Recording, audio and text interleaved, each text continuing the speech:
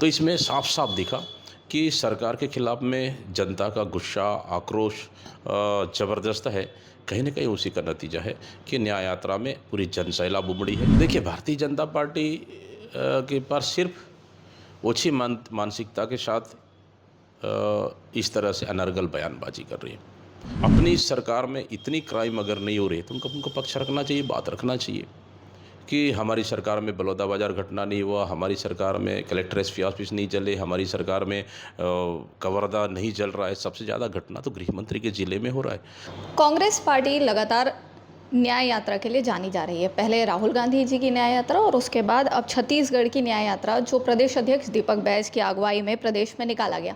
कई मुद्दे थे, जिसमें प्रमुख मुद्दा था अपराध को लेकर पूरे प्रदेश में प्रदेश के कुछ हिस्सों पे लगभग 6 दिन की यात्रा जो है वो अब संपन्न हो चुकी है। और इस वक्त हमारे साथ प्रदेश अध्यक्ष दीपक बैज जी हैं। बहुत बहुत स्वागत है लोकमत की स्क्रीन पर। कई उम्मीदों को लेकर आप लोगों ने न्याय यात्रा निकाला, क्या लगता है लोगों के बीच का प्रतिसाद आप लोगों को कैसा? देखिए, न्याय यात्रा वास्तव में जिस तरह हमारे नेता माननीय राहुल गांधी जी भारत जोड़ो न्याय यात्रा निकाले कन्याकुमारी से कश्मीर तक, कहीं न कहीं उनसे प्रेरणा लेके, और जिस तरह से छत्तीसगढ़ में बढ़ती अपराध और घटनाएं लगातार घट रही है, रुकने का नाम नहीं दे रही, और ये सरकार पूरी तरह से हाथ में हाथ धर कर बैठी हुई है और अपराध को रोकने में विफल हुई है।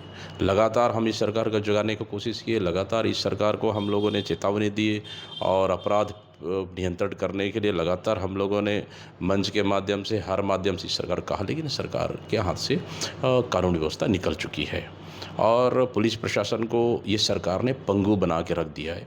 सिर्फ ये सरकार अगर ऑल ओवर देखा जाए तो सिर्फ वसूली गैंग बनकर काम कर रही है और अपराधी लगातार बढ़ रही है। राजधानी रायपुर जैसे सुरक्षित नहीं है जगह, तो बाकी जगह तो कल्पना करना छोड़ दीजिए। इसलिए हम लोगों ने, कांग्रेस पार्टी ने निर्णय लिया कि अब सरकार को जगाना अब हम लोगों ने छोड़ दिया। इसलिए हम सीधा जनता के बीच में जा रहे हैं, न्याय मांग रहे हैं, और कहीं ना कहीं जनता में हम लोगों ने देखिए 6 दिन जो हमारा न्याय यात्रा था, 27 सितंबर से लेकर 2 अक्टूबर गिरौदपुरी से लेकर रायपुर तक 125 किलोमीटर से अधिक। तो इसमें साफ साफ दिखा कि सरकार के खिलाफ में जनता का गुस्सा, आक्रोश ज़बरदस्त है। कहीं न कहीं उसी का नतीजा है कि न्याय यात्रा में पूरी जन सैलाब उमड़ी है और लगातार जनता का समर्थन मिला है। बीजेपी ये आरोप भी लगा रही है कई जगहों पर कि दीपक बैज जी की अपनी कुर्सी जो है वो अब टेन्योर पूरा होकर दूसरी तरफ जा रही थी, तो उसको बचाने के लिए भी उन्होंने ये जो सारा न्याय यात्रा का काम है वो किया है। देखिए, भारतीय जनता पार्टी के पास सिर्फ ओछी मानसिकता के साथ इस तरह से अनर्गल बयानबाजी कर रही है। अगर अपनी सरकार में इतनी क्राइम अगर नहीं हो रही तो उनको पक्ष रखना चाहिए, बात रखना चाहिए कि हमारी सरकार में बलौदाबाजार घटना नहीं हुआ, हमारी सरकार में कलेक्टर एसपी ऑफिस नहीं जले, हमारी सरकार में कवर्धा नहीं जल रहा है। सबसे ज़्यादा घटना तो गृह मंत्री के ज़िले में हो रहा है। सबसे ज़्यादा घटनाएं तो आपका बिलासपुर में हुई है। सबसे ज़्यादा राजधानी सुरक्षित नहीं है। इस बात को ये स्वीकार इनको करना चाहिए, लेकिन सिर्फ अपनी नाकामियों को छिपाने के लिए कांग्रेस के ऊपर आरोप लगाने से अपराध कम नहीं होगा। इसलिए हम लोगों ने तय कर लिया है कि भारतीय जनता पार्टी को कहना चाहिए कि ये सरकार पूरी तरह से विफल हो चुकी है और कहीं ना कहीं अपनी नाकामियों को छुपाने के लिए वो इस तरह से डेक डाइवर्ट करने वाली बयान दे रही है। हमें अपनी पद, पोस्ट और कुर्सी कहीं भी चिंता नहीं है।